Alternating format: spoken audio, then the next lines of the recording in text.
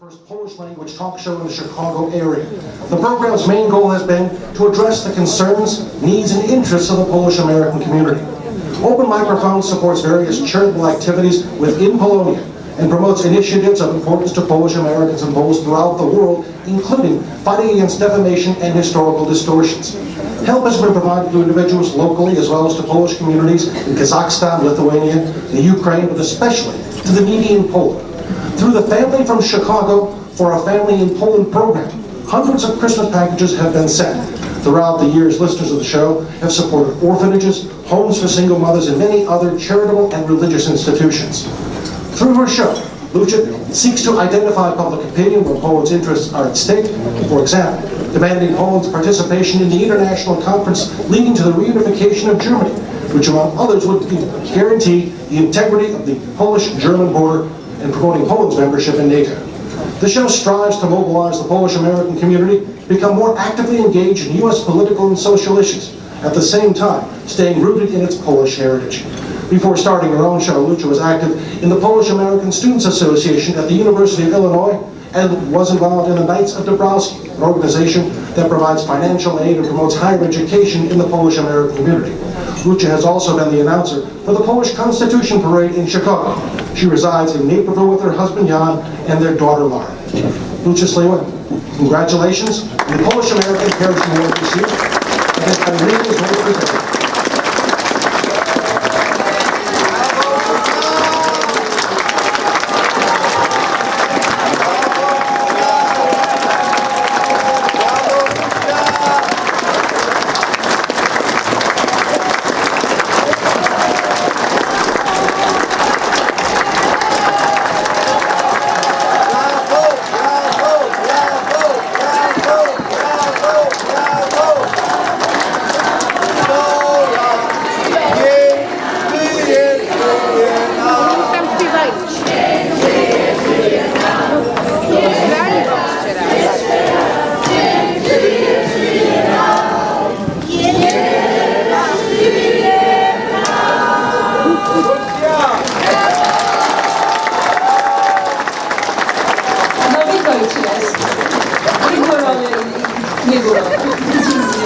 Dziękuję.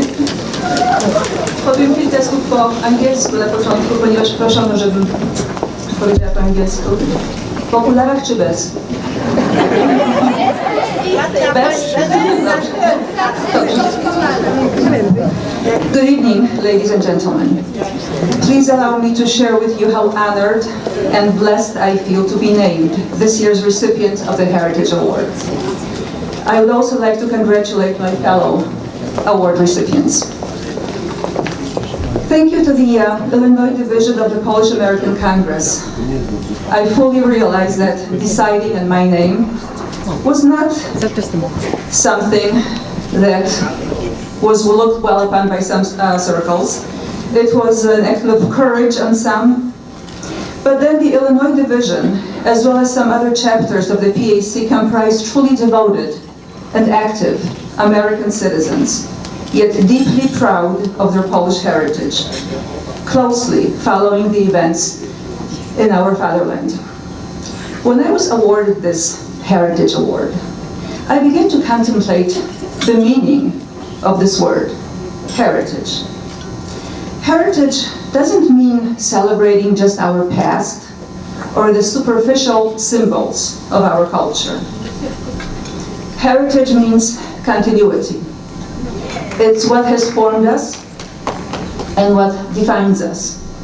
It makes us better Americans, more aware, more active, more involved, yet firmly rooted in our Polish tradition, history, and culture, and actively engaged in Polish politics too.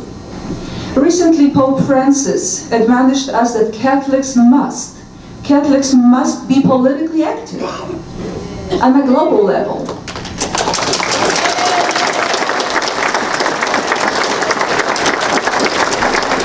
John Paul II stated that Polonia, we Polish Americans, Poles, continues to be a vital part of Poland. Heritage is evergreen, but that requires maintenance, cultivation, and the willingness to protect it. and defend it when needed. Sometimes it requires us to speak up, even when speaking up lacks reward. It's not politically correct or welcome, and especially when it's not well received by those who would rewrite history. In recent years, we have witnessed an escalation of attacks on Polish history and against those who dare protest against unfounded accusations. We have witnessed time after time in European and also unfortunately American media the use of defamatory and incorrect phrases such as Polish death camps, Polish concentration camps. Recently, a German of all things website stated that the Sobibor camp was a Polish Nazi camp. Polish Nazi camp. Erasing the fact that Poland was viciously attacked by Germany, her population decimated, her cities, towns, and villages destroyed by the German Nazi war machine. Poles are now being falsely accused in books, films, television, shows, newspaper articles of collaborating in the Holocaust with the Germans, of being co-responsible for the atrocities of World War II. Polish citizenry, the same people who have the most trees planted in the Yad Vashem for saving Jewish lives. Polish citizenry, who were the only ones in occupied Europe punished by death, entire families, men, women, children, and in the countryside, even livestock, slaughtered for sheltering Jews. And yet, thousands of Poles did just that, and thousands perished for it. Poles, whose Armia Krajowa, home army, conducted trials, pronounced and carried out death sentences on those few who would dare to harm their fellow Jews. Yet now, because Poland has a weak and compliant government, more interested in securing future positions for themselves in the global village than standing up for their citizenry and historical truth, it's not the former dissidents, those who actually fought for a free and democratic Poland, but rather the former Stalinists, communist regime officials, their children and grandchildren, who are celebrated and honored. It's the former communists and their allies who first grabbed Poland's financial institutions during the so-called transformation, then went after key branches of industry, administrative structure, courts, intelligence agencies, and above all, media, television, radio, newspapers, creating an oligarchy which ensured them victories during most elections. Poland is the only post-Soviet black country outside Russia where so-called lustration, the exposing of the red power players, was never conducted. And so, the Polish electorate voted for candidates promoted by said media, unaware of their past and present activities. Only under such conditions, would the greatest national tragedy since World War II be dismissed by the current government and its fawning media as, oh well, just another accident. I'm referring, of course, to the tragic and still unexplained plane crash of April 10, 2010. The President and First Lady of Poland perished then, and so did several NATO generals, politicians of various parties, clergy, social activists. Anna Walentynowicz, the greatest heroine of the Solidarity movement.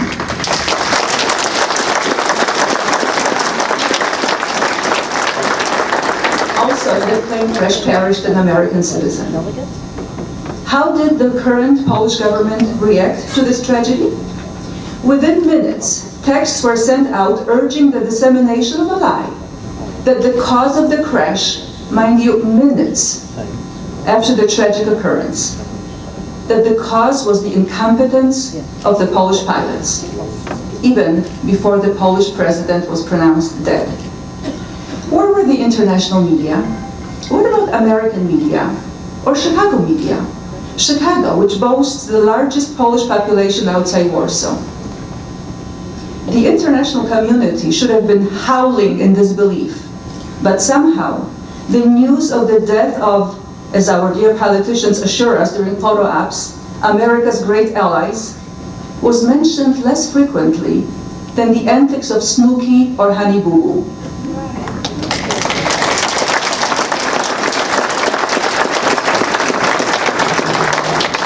How many journalists interviewed the experts, some of them American citizens, working with the Polish parliamentary team, trying to discover the circumstances of the crash?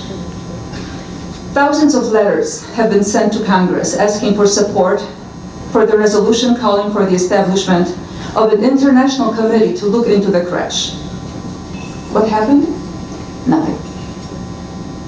I was invited for donuts when I visit Washington.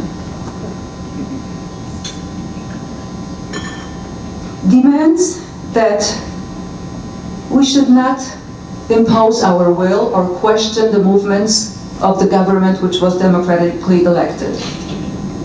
But this is contrary to the American way. Look at Washington. Look what's happening in Washington. There is conflict, there is debate, there is discussion. That's democracy at work. Not stifling questions, but answering questions.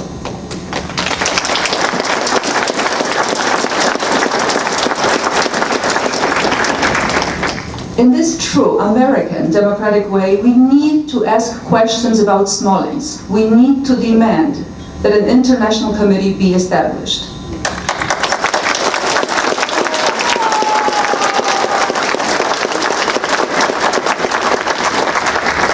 Can you for 1 second imagine an American plane, God forbid, going down in Russia, and the American government ceding the investigation to Putin? Can you imagine the autopsies on the American citizens who would have perished be conducted by only Russian so-called experts while the Americans were chilling their heels outside? That's what happened in the Smolensk situation. The coffins were sealed in Russia, and exhumation was forbidden in Poland. A few coffins have been exhumed. Different bodies were buried in different coffins in different graves. The body of Anna Valentinowicz was stuffed with trash. And we are still not asking questions. We are talking about heritage today. I think the greatest honor we can do to the generations before us and to those who will come after us is to honor that heritage of fighting for the truth, for freedom, and taking part in the democratic process.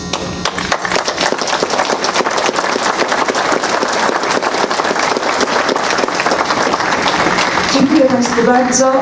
Państwo znają mnie na co dzień, także to wszystko, co mówiłam, chyba nie muszę powtarzać. Chciałam tylko podkreślić raz jeszcze z całą mocą, że dziedzictwo to więcej niż przeszłość. To więcej niż płytkie symbole naszej polskości. Dziedzictwo to trwałość, to ciągłość, to obowiązek. I to walka o prawdę. Dziękuję Państwu bardzo.